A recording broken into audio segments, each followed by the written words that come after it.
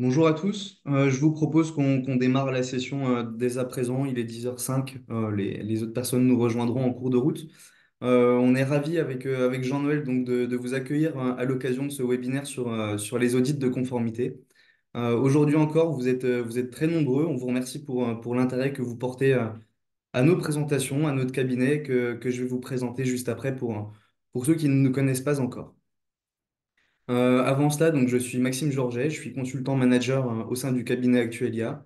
J'ai déjà eu l'opportunité jusqu'ici d'accompagner une quinzaine, une vingtaine d'organismes d'assurance sur tout le spectre solvabilité 2, que ce soit d'un point de vue technique ou d'un point de vue organisationnel et réglementaire. J'accompagne également régulièrement l'audit interne dans le cadre de missions externalisées et je serai aujourd'hui accompagné de Jean-Noël Ramet que je vais laisser se présenter. Bien, merci Maxime. Alors, je suis Jean-Noël Ramé, consultant manager et consultant au sein du cabinet Actuia depuis maintenant 5 années. J'ai un parcours un peu différent d'un actuaire classique parce que j'ai fait un master spécialisé en gestion des risques. Et dans ce cadre, j'ai l'occasion d'accompagner un bon nombre de mutuelles ou d'organismes d'assurance dans la mise en place des normes réglementaires, notamment à travers Solvabilité 2, mais également dans la mise en place à la fois de leur dispositif de contrôle interne et leur dispositif d'audit interne.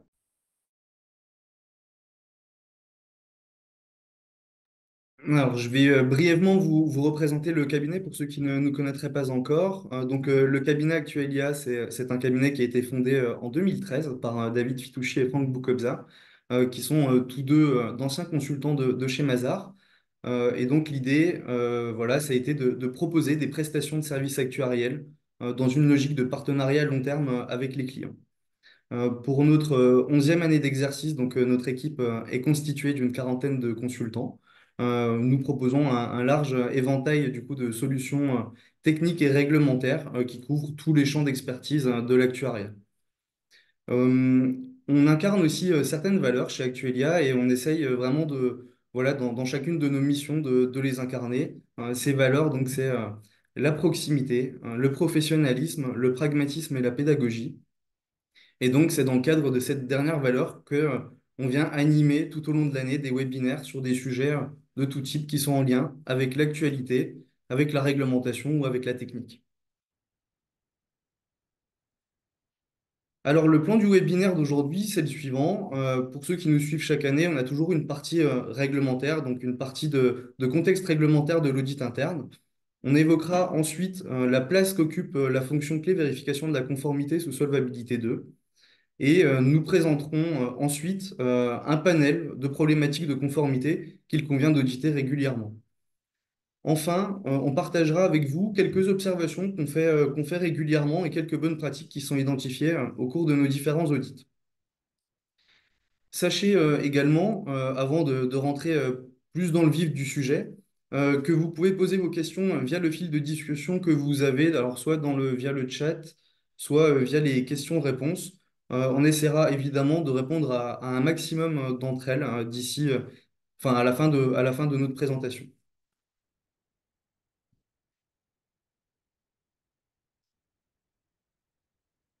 Alors, dans un premier temps, je vous propose de redéfinir le cadre réglementaire de l'audit interne et aussi de recontextualiser un petit peu la place de la fonction vérification de la conformité sous Solvabilité 2.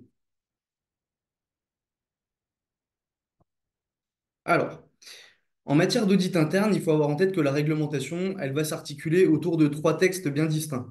On a tout d'abord le Code du commerce qui, lui, va préciser la composition du comité d'audit, ses pouvoirs ainsi que son rôle.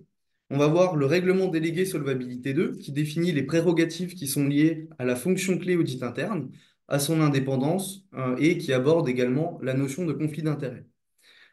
Le règlement délégué, il va aussi présenter et décrire toute la documentation qui gravite autour de l'audit interne, à savoir les politiques écrites ou encore le plan d'audit. Et enfin, le dernier écrit qu'on a, le dernier élément, c'est la notice ACPR sur le système de gouvernance, qui vient préciser certains points du règlement délégué, à savoir l'indépendance de la fonction clé audit interne et la description de ses missions. Par la suite, je vais vous présenter la manière dont on doit procéder à un audit, comment est-ce qu'on doit structurer un audit interne dans un organisme d'assurance qui est soumis à Solvabilité 2. Alors, l'audit interne, il doit s'articuler autour de trois axes.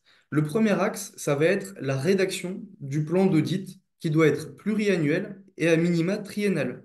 Ce plan d'audit, il doit être déterminé conjointement entre la fonction clé audit interne et le comité d'audit. Sur la base de plusieurs éléments, on va retrouver la cartographie des risques, les résultats des précédents audits, les évolutions internes ou externes à l'organisme, ou encore les orientations de la direction ou du conseil d'administration. Le deuxième axe qu'on a, ça va être justement la réalisation de ce plan d'audit. Alors, soit par un auditeur interne, soit par un auditeur externe qui est missionné par la fonction clé audit interne. Évidemment, la fonction clé audit interne peut elle-même réaliser un certain nombre d'audits. Quoi qu'il en soit, dans tous les cas, la personne qui va être en charge de cet audit, elle doit être détachée de toute tâche opérationnelle qui est en lien avec le périmètre qui est audité. Chaque audit réalisé doit, in fine, aboutir sur un rapport d'audit qui est partagé avec la fonction clé audit interne et avec le comité d'audit. Et enfin, notre troisième axe, c'est la définition et le suivi des plans d'action qui sont à mettre en œuvre et leur bonne présentation au conseil d'administration. Pour ceux que ça intéresserait, comme aujourd'hui on va rentrer sur une thématique bien précise, je propose à ceux qui veulent un peu plus d'informations sur l'audit interne et sa structure, de regarder sur notre site internet, de consulter. On a un replay qui date du 28 janvier 2021 sur un webinaire qui traitait des thématiques d'audit interne de manière plus générale.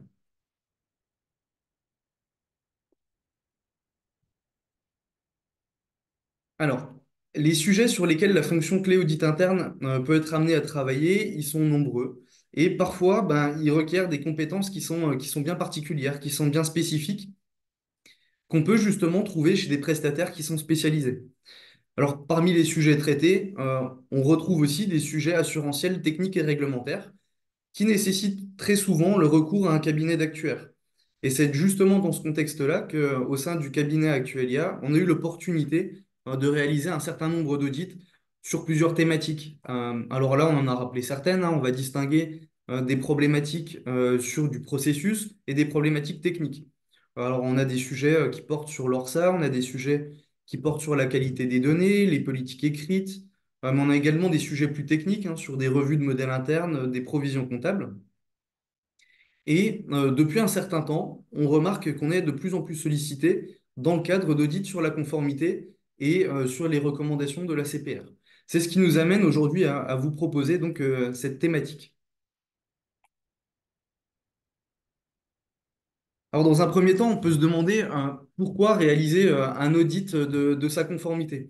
Ben, les objectifs vont être multiples. Tout d'abord, eh bien, s'assurer que les risques de non-conformité auxquels l'entreprise est exposée sont bien correctement identifiés, évalués, surveillés et gérés, et ce, au quotidien. S'assurer que les organismes disposent bien de procédures d'alerte et de contrôle, et surtout que celles-ci sont bel et bien adaptées et appropriées à la structure, mais également qu'elles soient bien formalisées et qu'on puisse retrouver facilement les écrits. On va également s'attacher, par le biais d'un audit sur la conformité, à eh bien, vérifier que les informations qui doivent être communiquées aux régulateurs le sont bel et bien dans les délais qui sont impartis par les réglementations. Autre point qui est intéressant dans le cadre d'un audit de conformité, eh bien, ça va être de s'assurer également que l'organisation interne dans votre organisme, elle est bel et bien claire, c'est bien structuré et chaque personne a bien connaissance de son rôle et de ses interactions avec les autres parties prenantes. Mais également qu'il y a une veille réglementaire qui est adaptée. Cette veille réglementaire, elle est très très importante parce que dans le contexte assurantiel, on a beaucoup de changements d'une année sur l'autre. On a une réglementation qui est très évolutive. Vous pouvez le constater, à mon avis, dans vos organismes. On a très rarement dans ce monde-là 2 années qui vont se ressembler d'affilée.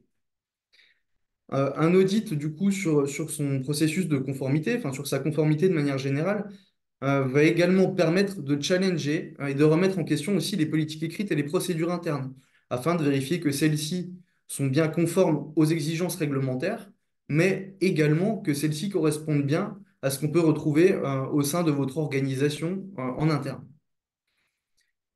Un audit permettra également de s'assurer qu'au fil du temps, vous proposez des solutions concrètes où vous avez une planification sur eh bien, vos différentes étapes dans votre mise en conformité. Encore une fois, c'est un process qui est évolutif et c'est très important de planifier et de s'améliorer d'une année sur l'autre. On est vraiment sur des processus qui sont évolutifs. Et enfin, le dernier axe, ça va être eh bien, de s'assurer que vous avez les ressources en interne. C'est-à-dire que vous avez à la fois des ressources financières qui vous permettent de mettre en place vos dispositifs, mais également que vous disposez des effectifs qui sont nécessaires pour pouvoir mettre en place ce que vous souhaitez et être conforme à la réglementation. Donc ça, c'est les différents points qui nous amènent aujourd'hui à vous parler aussi de cet audit de conformité. Alors, effectivement, nous, aujourd'hui, on va vous parler de la conformité, mais sous la casquette d'un auditeur. On intervient donc en dernière instance. Je rappelle au préalable que pour les organismes qui sont soumis à Solvabilité 2, vous devez nommer un responsable de fonction clé vérification de la conformité, dont nous viendrons présenter sommairement les travaux par la suite. Et pour les organismes qui sont soumis à Solvabilité 1, eh bien, vous travaillez avec un service juridique compétent. Alors pour finir sur cette partie plutôt introductive, on va présenter sur cette slide les prérogatives réglementaires qui sont liées à la fonction clé vérification de la conformité. Euh, on ne va pas s'attacher à venir redécrire la réglementation. Vous aurez accès à ce support à la fin de la session.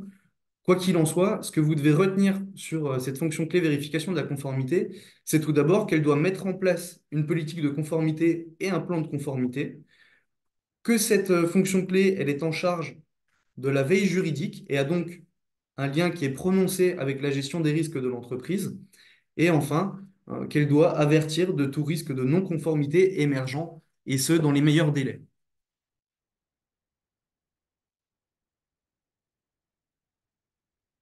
Alors, je vous propose maintenant de passer à notre deuxième phase. Donc, on va vous donner dans cette partie-là quelques exemples d'audits qu'on peut réaliser sur la thématique de la conformité, avec quelques points clés à analyser sur cette thématique.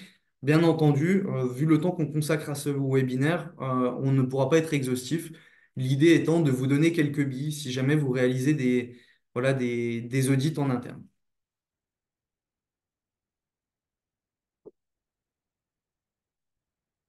Alors, comme je vous l'ai dit à l'instant, les sujets sont vraiment nombreux hein, sur la thématique du jour. On vous présente ici quelques sujets, évidemment non exhaustifs, qui pourraient être étudiés dans le cadre d'audit.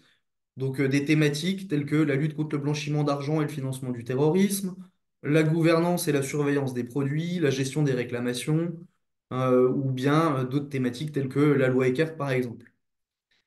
Donc voilà un ensemble de thématiques et nous, on va se concentrer sur certaines. Et pour débuter cette présentation de cette seconde partie, je vais maintenant laisser la parole à Jean-Noël qui va présenter un premier sujet qui est la lutte contre le blanchiment d'argent et le financement du terrorisme. Bien, merci Maxime. Alors en effet, si on passe à la slide suivante, on parle de la lutte contre le blanchiment d'argent et le financement du terrorisme. Donc la LCBFT fait référence justement à cette lutte contre le blanchiment d'argent, de capitaux et le financement du terrorisme. En fait, il s'agit d'un ensemble de mesures et de procédures mises en place au niveau mondial pour pouvoir prévenir et détecter l'utilisation du système financier à des fins illicites. Alors pour les organismes d'assurance, la LCBFT implique un certain nombre de choses et implique généralement la mise en place de procédures et de contrôles visant à identifier et à signaler toute activité suspecte qui pourrait être liée au blanchiment d'argent ou au financement du terrorisme. Car les assureurs, en effet, peuvent être utilisés comme des canaux par des individus mal intentionnés pour blanchir des fonds illégaux ou financer éventuellement des activités terroristes. D'où la nécessité de mettre en place des mécanismes de détection et de signalement. Alors les obligations en matière de LCBFT, elles sont assez diverses et comprennent de manière générale la vérification de l'identité des clients, la surveillance des transactions jugées inhabituelles, la formation du personnel pour détecter les signes de blanchiment d'argent ou de financement du terrorisme, et la coopération avec les autorités compétentes. Donc le premier point à auditer dans le cadre d'un audit sur ce dispositif LCBFT, c'est le processus de vérification d'identité des clients que vous avez mis en place. Ce processus de vérification, il doit être au moins réalisée à chaque mise en relation contractuelle entre l'entreprise et une personne physique ou morale, et lorsqu'un changement significatif au contrat est apporté. Alors, cette vérification, elle va aussi bien concerner les clients que les salariés, les dirigeants ou même bien les prestataires. En plus de ces vérifications, avant l'entrée en relation d'affaires, les contrôles doivent s'opérer régulièrement sur les bases de données de l'entreprise. En général, dans une vision meilleure des mondes, cela se fait ou doit se faire à une fréquence presque quotidienne. Donc, en cas d'audit sur le processus LCBFT, la fréquence de contrôle doit aussi être revue. Généralement, un bon contrôle s'effectue en deux temps. Dans un premier temps, on effectue une comparaison du nom avec la liste des personnes gelées. Puis, dans un second temps, en cas de similarité significative, on effectue une vérification d'identité un peu plus poussée. Enfin, il est important que le résultat de la seconde vérification, en cas de suspicion, soit communiqué aux cellules de renseignement financier, donc Tracfin ou la Direction générale du Trésor. Et Maxime fera un zoom sur cette partie juste après. La documentation de ce dispositif LCBFT est également très important pour démontrer finalement la conformité de l'entreprise aux réglementations en vigueur sur le sujet, ainsi que pour faciliter la formation des employés et pour assurer in fine une gestion efficace de ce risque-là. Ça peut se caractériser par l'intégration d'une politique et de procédures opérationnelles, par exemple. Par exemple, sur le processus d'identification du client, il convient de documenter dans une procédure le processus d'identification client ainsi que l'ensemble des vérifications qui vont être réalisées. En plus de ces éléments essentiels, pour respecter la réglementation en termes de dispositif LCBFT, la formation du personnel est également un point clé. En général, les entreprises du secteur de l'assurance ont l'obligation de fournir une formation initiale à leurs employés dès leur embauche et par la suite une formation continue à intervalles assez réguliers. Alors, les éléments clés de la formation LCBFT peuvent inclure, par exemple, différents points tels que, par exemple, la sensibilisation au risque de blanchiment de capitaux et financement du terrorisme, l'identification des comportements suspects, la procédure de déclaration des transactions suspectes et la compréhension des réglementations locales et internationales en matière de LCBFT.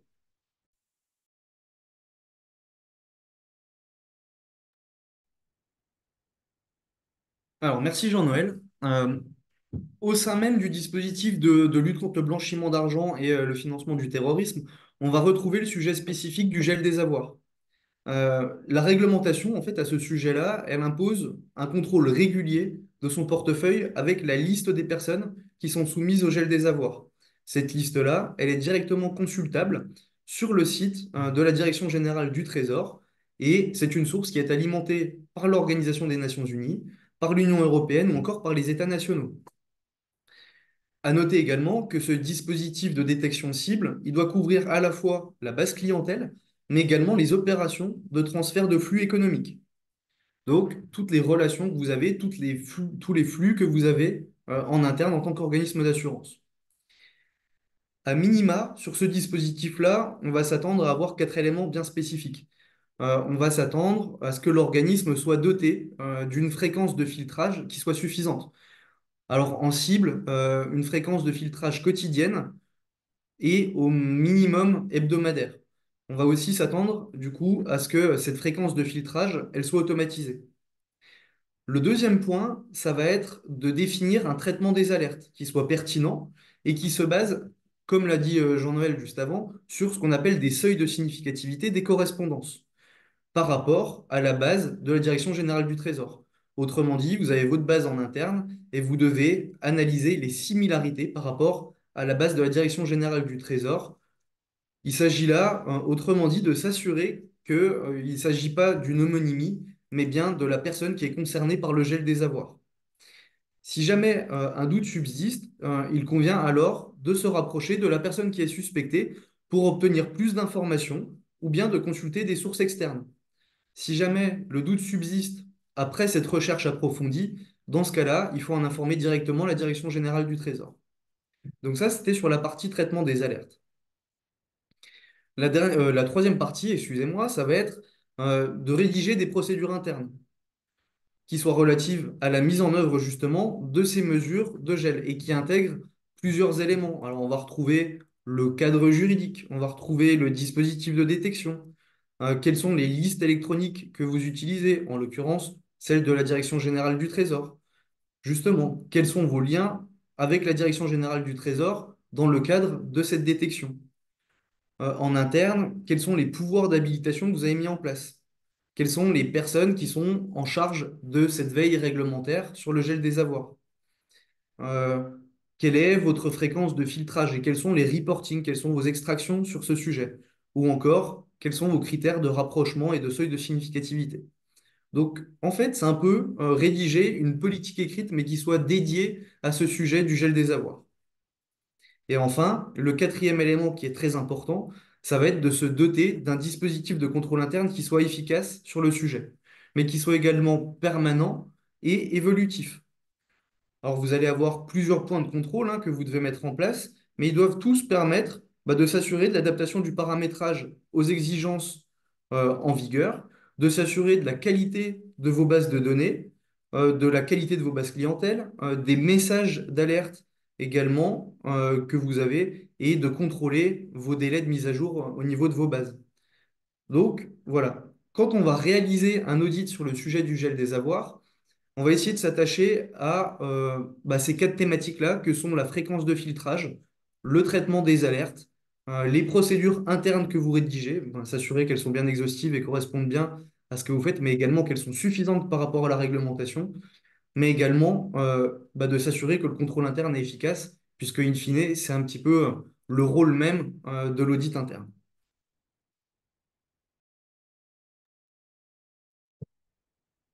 Autre zoom que l'on peut faire, c'est sur le processus DDA, donc la directive sur la distribution en assurance. Donc, cette directive DDA a été adoptée en 2016 et encadre la manière de vendre des produits d'assurance sur le marché européen.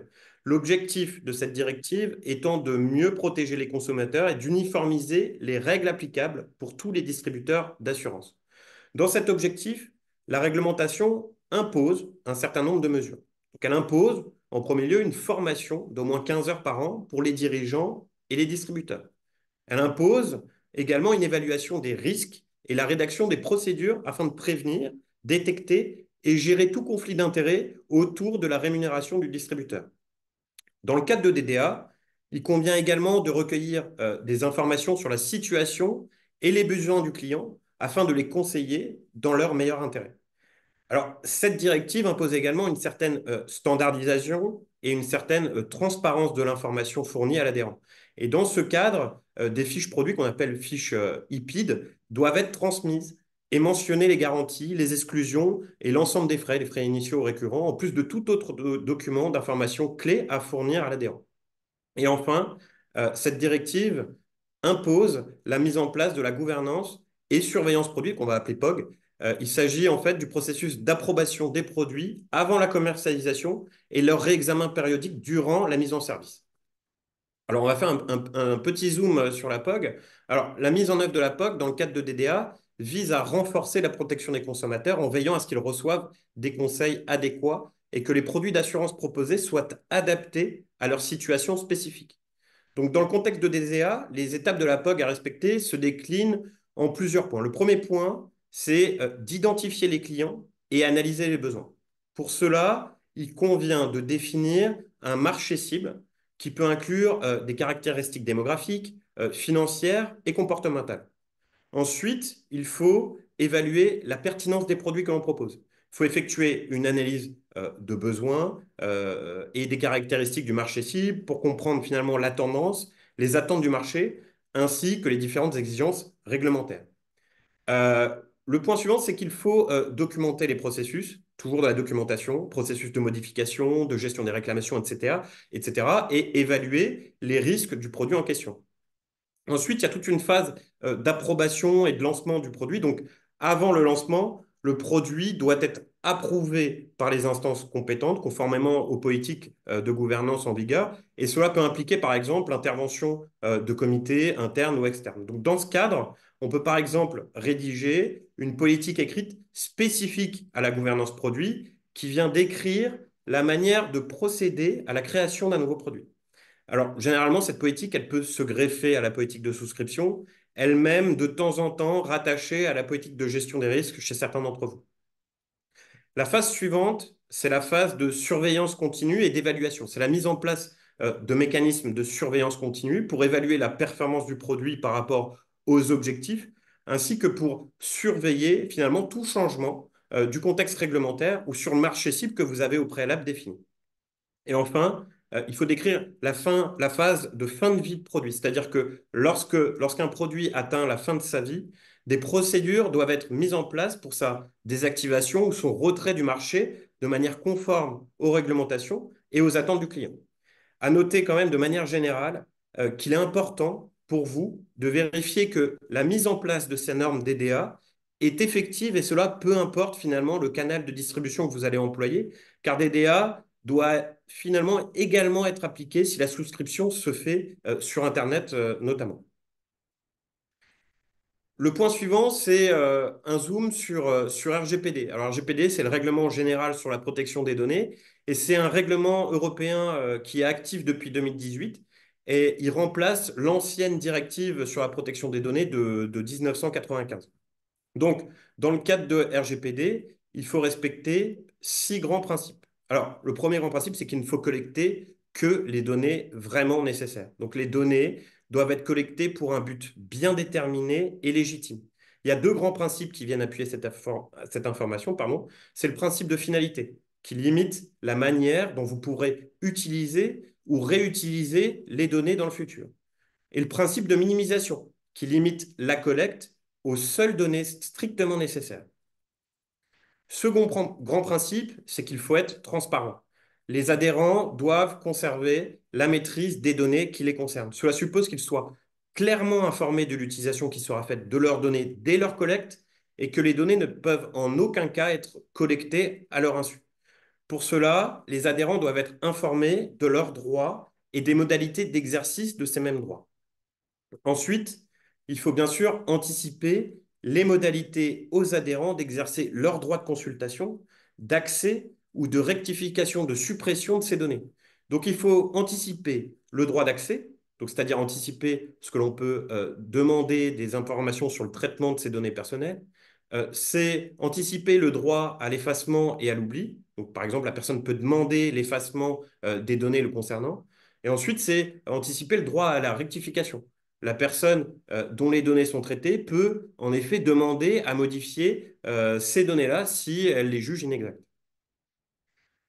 Prochain point, c'est qu'il faut fixer des durées de conservation, car vous ne pouvez pas conserver les données de manière indéfinie. Les données doivent être conservées en base active, donc uniquement le temps de la gestion courante. Dans ce cadre, il faut également définir un responsable de traitement de la donnée, dont Maxime parlera juste après. Ensuite, autre grand principe, c'est qu'il faut sécuriser les données et identifier les risques. Donc, vous devez prendre toutes les mesures utiles pour garantir la sécurité des données, donc sécurité physique, sécurité informatique, sécurisation des locaux, des armoires, des postes de travail, avoir une gestion stricte des habitations, avoir une gestion stricte des droits d'accès informatique, etc. Et le dernier point, c'est qu'il convient de documenter l'ensemble des mesures à travers des procédures à jour et veiller à leur bon respect. Donc en France, c'est la Commission nationale de l'informatique et des libertés, vous le connaissez plus sous le nom de la CNIL, qui régule la bonne application du RGPD. Son rôle va être aussi d'informer les personnes et d'accompagner les entreprises sur la conformité RGPD, justement. Chaque année, la CNIL va publier une liste de sanctions prononcées avec les différents manquements à la réglementation et ça permet donc d'avoir une bonne idée des manquements en termes de conformité et également des éléments contrôlés par cette commission. Alors, pour vous aider à vous mettre en phase avec la réglementation RGPD, vous avez aussi la possibilité de nommer un DPO. Un DPO, c'est un délégué à la protection des données et ça correspond à une fonction clé dans le cadre de RGPD qui va veiller à ce que l'organisation respecte justement les dispositions en matière de RGPD.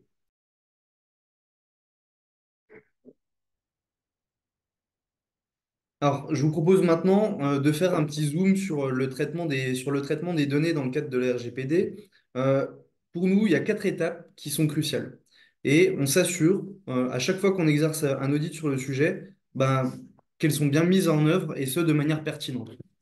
Alors pour nous, la première étape, ça va être la création du registre de traitement des données que vous pourrez trouver aussi sous le terme de registre d'activité de traitement. En fait, ce registre-là, c'est un outil de gestion qui est essentiel et qui aide à mettre en œuvre des pratiques de protection des données qui sont efficaces, mais également qui vous aide à respecter les exigences de la RGPD en matière de responsabilité et de transparence. Alors, ce registre-là, il contient un certain nombre d'éléments. On va retrouver dedans, par exemple, l'identification du responsable de traitement, le DPO. On va retrouver les objectifs pour lesquels est-ce que vous effectuez un traitement de ces données personnelles. On va identifier des catégories de personnes dont les données sont traitées. On va identifier quels sont les types de données également qui sont traitées. Ça permettra aussi, par ailleurs, de s'assurer que c'est bien des données qui sont utiles et que ce n'est pas des données dont on ne se sert finalement pas. On va avoir aussi toute la partie qui concerne l'identification des destinataires de données, parce que l'idée, c'est quand même d'avoir un schéma à partir du moment jusqu'à la sortie de la donnée. Euh, on va retrouver d'autres choses telles que eh bien, la durée de conservation des données, dont Jean-Noël parlait à l'instant, et toutes les mesures aussi qui sont mises en place pour s'assurer, pour garantir la sécurité des données personnelles des adhérents. Donc ça, pour nous, c'est la première étape fondamentale, c'est de s'assurer de la bonne conception de ce registre de traitement des données, au regard de l'article 14, 30 pardon, de la réglementation générale sur la protection des données. Et le second pilier, pour nous, qui est fondamental, ça va être le tri des données. Le tri des données, selon justement le principe de minimisation des données, donc s'assurer qu'à chaque fois qu'on utilise, enfin, à chaque fois qu'on dispose d'une donnée, eh bien, celle-ci nous est bien utile. Autrement, si on n'a pas besoin de cette donnée, euh, eh bien, autant ne pas la conserver. Et j'attire votre attention sur ce sujet du tri des données, puisque la CNIL, que présentait Jean-Noël précédemment, a déjà eu recours à prononcer des sanctions justement envers certains organismes qui disposaient de trop d'informations et dont trop peu étaient nécessaires du coup à leurs études. La troisième étape, ça va être de respecter le droit des personnes. Alors le droit des personnes, euh, ça va concerner en fait le droit qu'a la personne sur ses données. Jean-Noël en parlait à l'instant, on va retrouver le droit d'accès au traitement de ces données, le droit d'effacement ou d'oubli, ou encore le droit de rectification. Mais dans cette étape du respect des droits des personnes, on va également attendre des organismes qui communiquent sur la manière dont sont traitées les données. Et pour ça, ça peut par exemple passer par, à l'occasion d'un mail, notifier la politique de confidentialité de l'entreprise lors d'une prise de contact. Et enfin, le dernier pilier, qui est fondamental, ça va être la sécurisation des données. Et ce point, il est relativement important au regard du contexte de recrudescence des attaques informatiques. Il faut assurer au maximum la sécurisation des données, et ce, au regard de l'article 32. Là encore, comme pour le deuxième point qu'on a vu sur le tri des données, c'est déjà arrivé que la CNIL procède à des sanctions pour non-respect et insuffisance de la sécurisation. Donc, lors d'un audit ou lors d'un diagnostic, on doit s'assurer que ces différentes étapes clés sont bel et bien respectées, sont bel et bien mises en œuvre par l'organisme. La dernière thématique de conformité qu'on vous propose aujourd'hui pour ce webinaire, c'est celle de la gestion des réclamations. Sur ce sujet, l'ACPR s'est positionné et a défini des exigences qui ne sont pas toujours bien respectées par les différents organismes. Alors, on va avoir des exigences en matière d'organisation, c'est-à-dire éviter une multitude de circuits ou d'intervenants distincts pour les différents réclamants. S'assurer que eh bien, les collaborateurs qui sont pressentis sur le sujet sont bien formés à l'identification des réclamations et à leur dispositif de traitement. Mais il faut également, autant que possible, que ces personnes aient une bonne connaissance des produits, des services et des contrats dont vous disposez pour répondre au mieux au mécontentement des différents interlocuteurs. Il faut également se doter d'un document écrit qui formalise le processus, à savoir l'organisation, les principes de responsabilité, les délégations. Et ce document-là doit être évidemment communiqué à tous les collaborateurs qui sont concernés par le sujet et qui interviennent sur le sujet de la gestion des réclamations. Vous devez également, en tant qu'organisme d'assurance, mettre à disposition un support d'aide à l'identification et à l'orientation des réclamations. Ça va donc dépendre de vos activités, mais ça va également dépendre de la typologie du mécontentement qui est exprimé par le réclamant. Autrement dit, il s'agit d'expliciter le passage d'une réclamation de niveau 1 à une réclamation de niveau 2. Que ce soit l'expliquer par le fait qu'il s'agit d'un cas complexe ou bien qu'il s'agisse d'une tentative de réponse qui a échoué à un niveau 1. Quoi qu'il en soit, c'est un processus qui doit être encadré et qui doit être écrit dans justement ce support d'aide à l'identification. Autre point que la CPR relève, ça va être la partie information de la clientèle. On va s'attendre des organismes qui disposent d'un langage qui soit clair et compréhensible pour expliciter quelles sont les modalités pratiques pour effectuer une réclamation, pour inviter le réclamant à formaliser par écrit également son mécontentement s'il n'a pas pu recevoir justement une entière satisfaction dans la première réponse de son interlocuteur, de présenter les délais de traitement.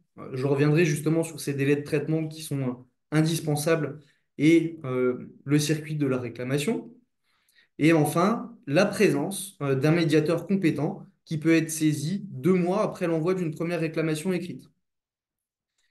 Il faut aussi, et ça c'est un point qui est très important, rendre facilement accessible eh bien, tout votre schéma de fonctionnement autour de la gestion des réclamations pour les adhérents ou pour des personnes externes.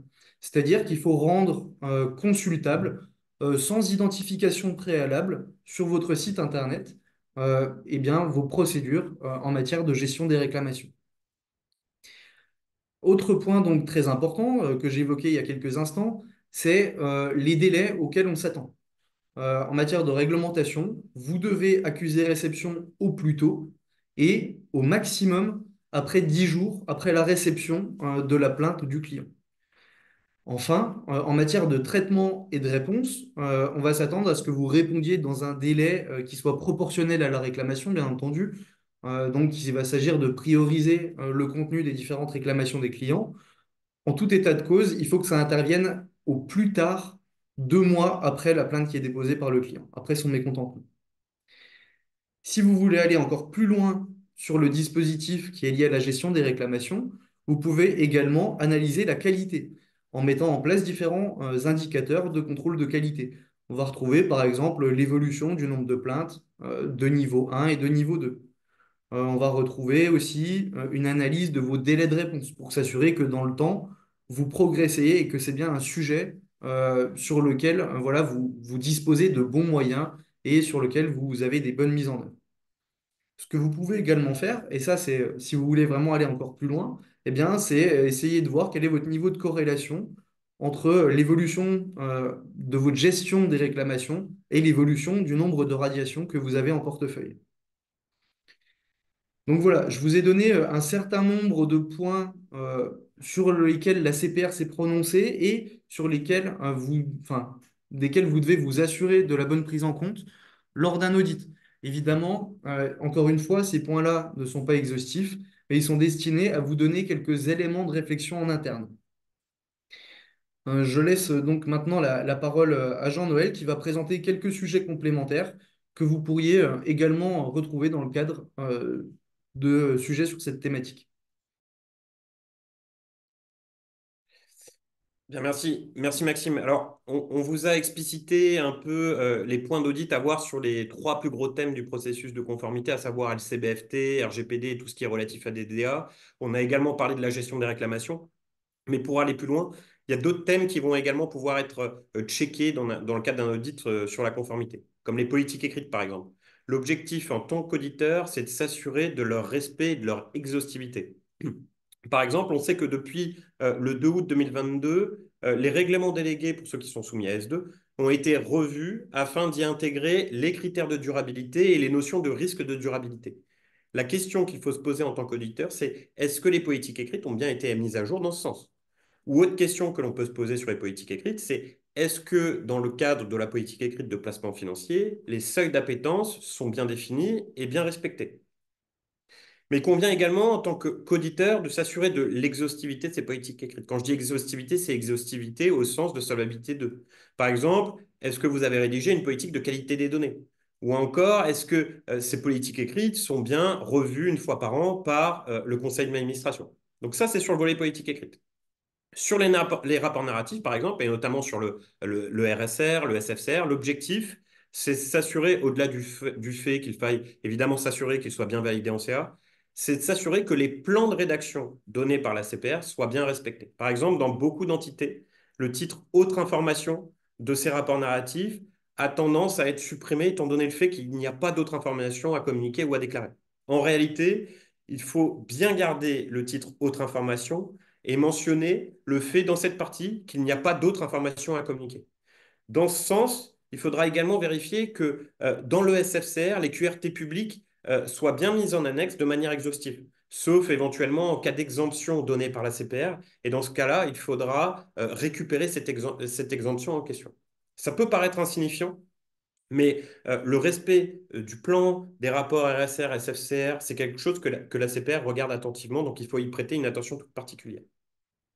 Il y a également un autre point réglementaire important à vérifier, c'est la conformité avec l'article 29 ou l'EC 29 de la loi énergie-climat qui impose à certains organismes d'assurance, notamment les assureurs, réassureurs et mutuelles vie et les institutions de prévoyance, la rédaction d'un rapport ESG. Donc, l'objectif de ce rapport est de mieux intégrer les critères ESG au sein de la politique d'investissement et de la gestion des risques sous la forme d'un rapport dédié qui est structuré selon l'instruction de la CPR. Ce rapport doit être remis à l'ADEME, donc qui est l'Agence de la transition écologique, et également à la CPR, et doit être posté sur votre site Internet à partir de 6 mois à compter de la clôture de l'exercice. En termes de contenu, il va dépendre de votre taille de bilan. Alors pour les entités inférieures à 500 millions d'euros de taille de bilan, on présente plutôt une version allégée avec présentation voilà, de la démarche générale de l'entité en matière de prise en compte de ces critères ESG et prise en compte de ces critères ESG dans la politique et stratégie d'investissement de l'entreprise. Pour les entités supérieures à 500 millions d'euros de taille de bilan, là, ça va être un peu plus conséquent et on va vous demander un rapport qui va être complet et qui va décrire un certain nombre de points comme par exemple les moyens utilisés, la gouvernance en question ESG hein, au sein de l'entité, les engagements auprès de l'émetteur, les informations sur la taxonomie, sur l'alignement avec l'accord de Paris, alignement avec la biodiversité, la gestion des risques ESG et tout ce qui est démarche d'amélioration et mesures correctrices. Donc voilà, ça fait pas mal de choses à voir sur la conformité de votre entreprise, mais dans le cadre de la mise en place de toutes les normes réglementaires et le suivi de la conformité, vous avez des ressources à votre disposition, puisque pour les mutuelles soumises à S2 et les assureurs soumis à S2, vous avez la fonction clé vérification de la conformité qui peut mettre en place un plan de conformité. Et c'est d'ailleurs ce qu'on conseille. Ce plan de conformité va pouvoir reprendre un certain nombre de choses et va pouvoir reprendre notamment l'ensemble des processus de votre organisme qui vont être touchés de près ou de loin par des aspects de conformité et pouvoir recenser les travaux et les plans d'action à mener en fonction du processus en question. L'objectif étant de pouvoir recenser tous les éléments de conformité à mettre en œuvre dans votre organisme et d'anticiper les évolutions réglementaires futures. N'hésitez d'ailleurs pas à consulter notre page LinkedIn ou notre site Internet. On communique beaucoup sur les évolutions réglementaires et sur divers sujets qui vont vous permettre de vous mettre en conformité avec la réglementation.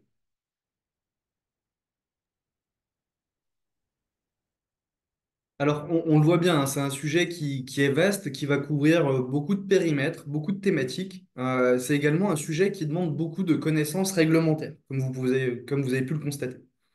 Je vous propose maintenant de reprendre un petit peu, si je peux dire, notre casquette d'auditeur avec Jean-Noël et de vous donner quelques observations et quelques bonnes pratiques qu'on identifie régulièrement par le biais de nos différents audits.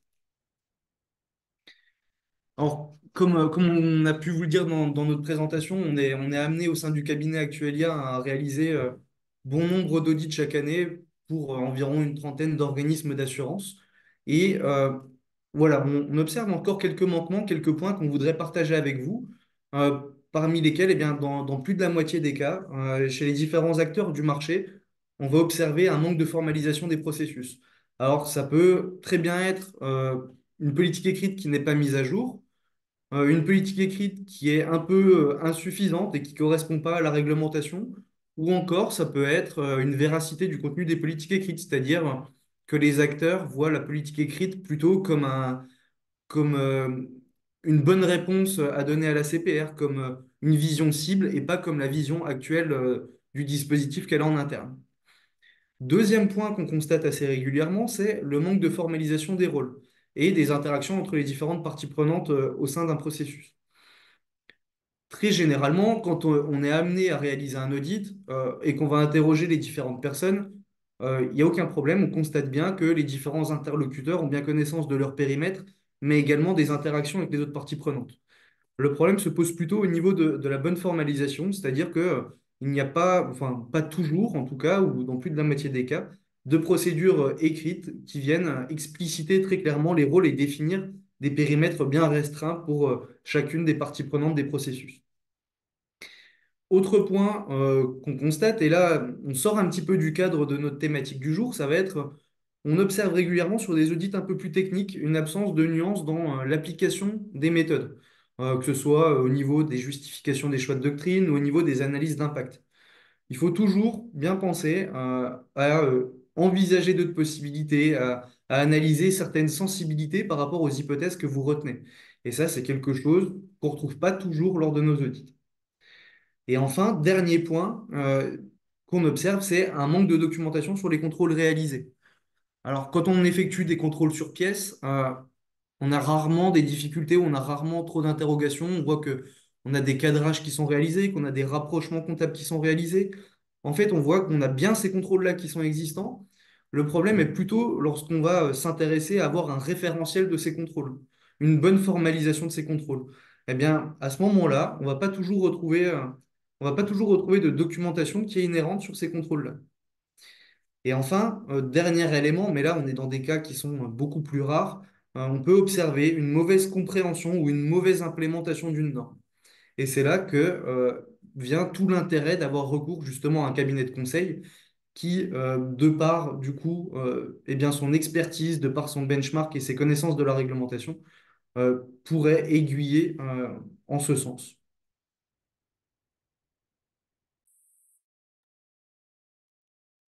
Alors, à la suite d'un audit, généralement, il y a des recommandations qui sont émises par l'audit interne.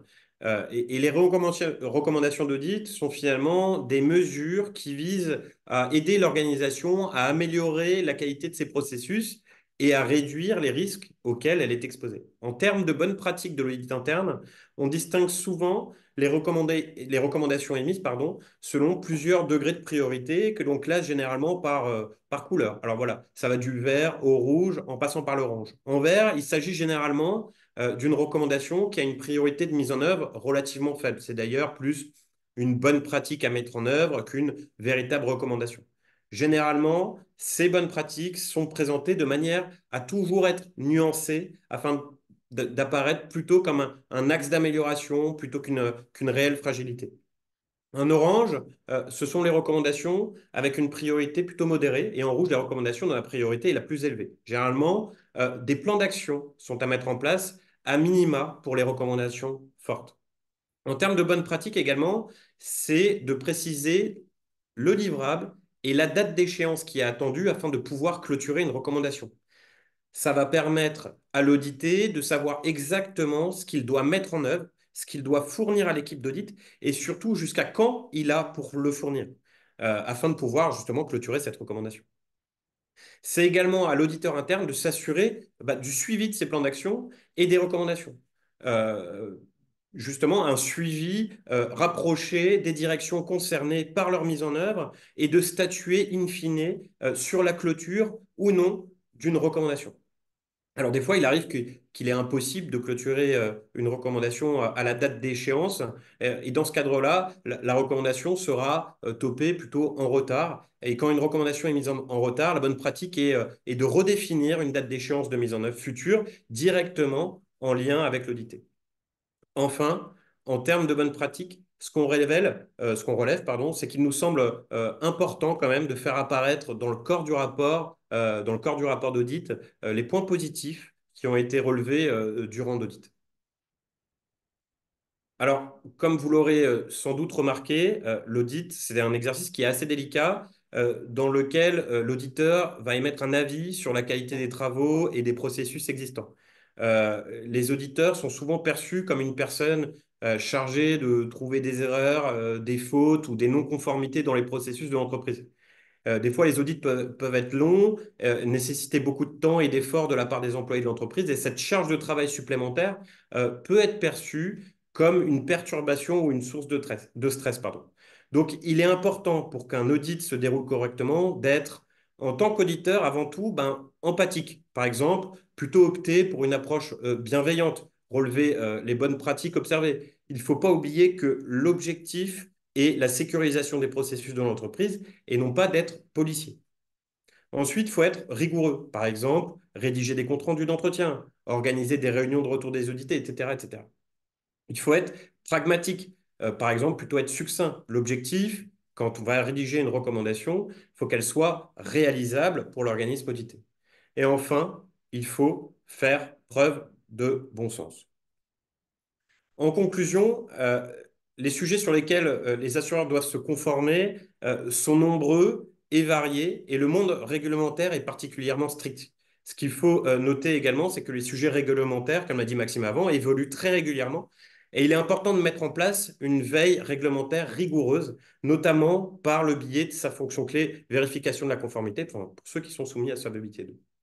Donc, planifier un audit de sa conformité permet de s'assurer du respect de l'ensemble des exigences réglementaires applicables qui peuvent parfois être complexes à comprendre ou à mettre en œuvre. Un audit de la conformité permettra également finalement d'anticiper les futures évolutions de la réglementation. Enfin, ce qu'il faut noter, c'est qu'un tel audit doit être mené de manière plutôt indépendante et objective, car en fin de compte, un audit de qualité contribuera à identifier les sources d'amélioration, donc la formalisation, l'automatisation, les contrôles, et l'ensemble des plans d'action à mettre en œuvre.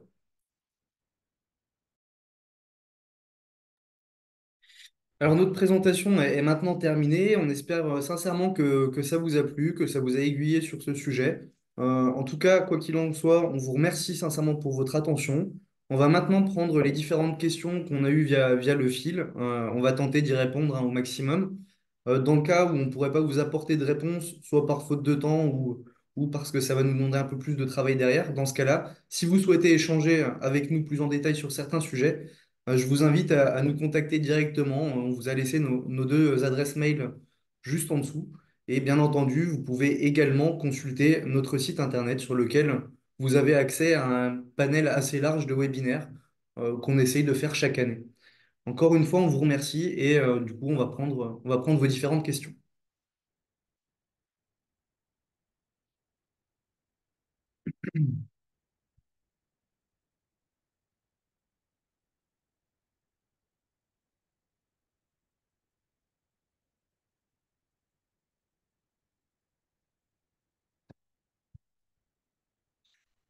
Alors du coup, on a une première question sur la POG, donc sur la politique du coup de gouvernance. La question, c'était savoir si elle est validée par le conseil de l'entreprise ou par l'autorité. La réponse, bien entendu, ça va être les deux, donc à la fois par le conseil d'administration, mais c'est quelque chose qui doit aussi être validé d'un point de vue de l'autorité lorsqu'elle vous réclame d'avoir cette politique.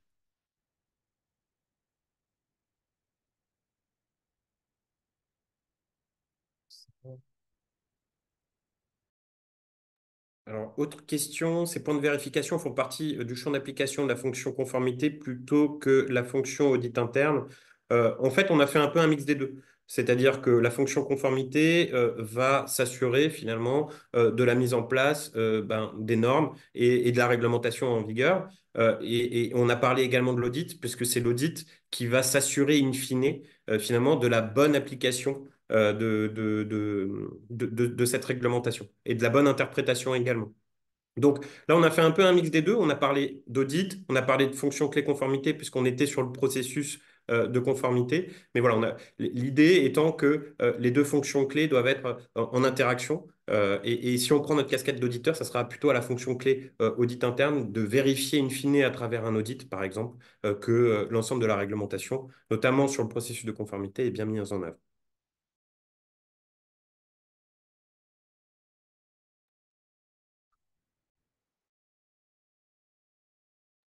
On a également une autre question sur le savoir si le principe de proportionnalité peut s'appliquer sur tous les points qu'on a pu voir aujourd'hui, hein, à l'exception du contrôle du gel des avoirs.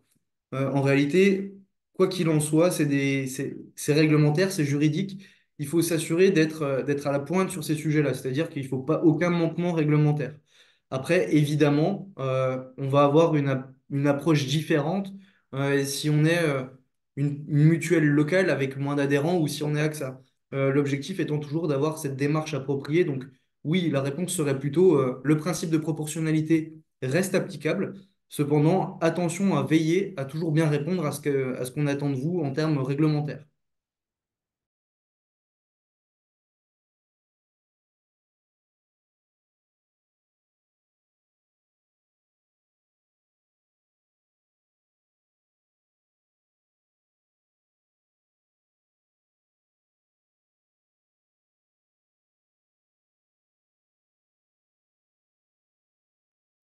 Alors, responsable conformité chez un courtier en assurance, la mise en place de la cartographie des risques semble ardue. Faut-il lister toutes les missions du cabinet en détail pour les cartographier? Alors, c'est une très très bonne question. Alors, je vais répondre de par ma vision des choses.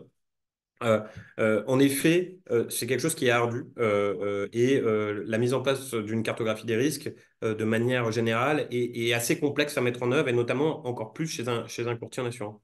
L'objectif pour la cartographie des risques étant, dans un premier temps, de bien identifier l'ensemble des processus. Ça, c'est la première étape. Si vous avez listé l'ensemble des processus, parce que vous parlez de mission, moi je parlerai plutôt de processus, à partir du moment où on a listé l'ensemble des processus, on va y pouvoir y rattacher l'ensemble des risques auxquels vous êtes soumis. Donc plutôt, voilà, lister, si vous le souhaitez, les missions, puis les processus pour y rattacher des risques.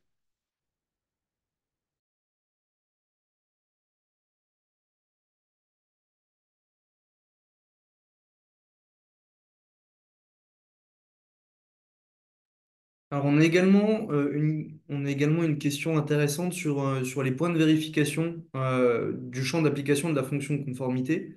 Euh, En réalité, alors je ne sais pas si c'est exactement ça la question qui était posée, mais aujourd'hui, nous, on a pris une casquette d'auditeur, c'est-à-dire qu'on vous a donné un certain nombre de points clés à analyser lors d'un audit. Comme j'ai dit durant la présentation, au préalable, tous ces travaux-là doivent être réalisés. Donc, tous les travaux qu'on a vus aujourd'hui doivent être réalisés par la fonction clé vérification de la conformité. En revanche, l'audit interne doit permettre de s'assurer de la qualité du contrôle interne qui est mis en place en interne dans votre structure. Et donc, c'est par ce biais-là qu'au cours d'un audit, on va vérifier que tout est bien pris en compte au niveau des travaux de la fonction clé vérification de la conformité.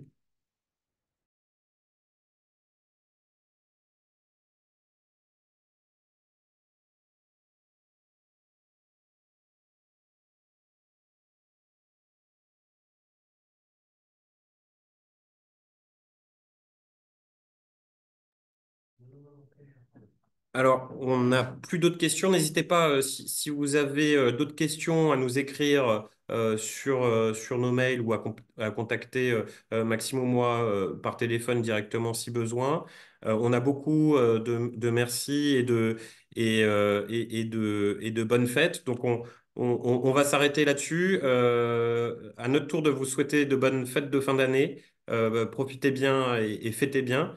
Et on vous dit en tout cas à très bientôt. Et c'était avec grand plaisir qu'on a partagé ces sujets-là. À savoir quand même, petite note, que l'ensemble des slides et de la présentation qui a été enregistrée sera diffusée en vidéo sous la forme d'un replay sur notre site internet. Donc n'hésitez pas à le reconsulter si besoin. Au-delà de ça, n'hésitez pas aussi à vous joindre à notre page LinkedIn pour pouvoir avoir voilà, une veille réglementaire, puisqu'on publie souvent des points réglementaires sur notre page LinkedIn ou sur notre site Internet. Donc, n'hésitez pas à vous tenir informé des évolutions réglementaires.